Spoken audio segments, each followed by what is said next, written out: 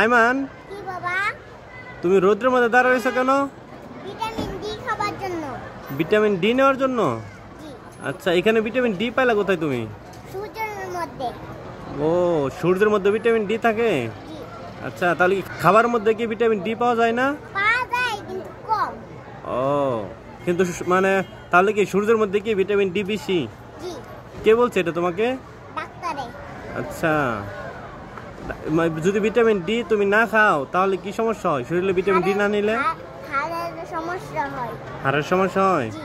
এই জন্য তুমি সূর্যের মধ্যে থেকে ভিটামিন ডি নিতেছো? জি। ভিটামিন ডি নেওয়ার জন্য কত মিনিট দাঁড়িয়ে থাকতে হয় সূর্যের মধ্যে? 20 মিনিট। 20 মিনিট? জি। আচ্ছা, এটা জানো? মাশাআল্লাহ, খুব ভালো। তাহলে কি ভিটামিন ডিটা সূর্যের মধ্যে থেকে ফ্রিতে পাওয়া যায়, তাই না? জি। যেটা খাবার থেকে পাওয়া অনেক কষ্ট। তাহলে কি সবারই সূর্যের মধ্যে দাঁড়ানো উচিত? জি। এবং বিশেষ করে শীতকালে মানে সূর্যের মধ্যে দাঁড়াতে অনেক মজা, তাই না? জি। ওকে, তুমি তো দেখি সবই জানো। মাশাআল্লাহ, গুড, থ্যাংক ইউ। তাহলে তুমি কি রেগুলার 20 মিনিট করে দাঁড়াবে সূর্যের মধ্যে? জি। ওকে।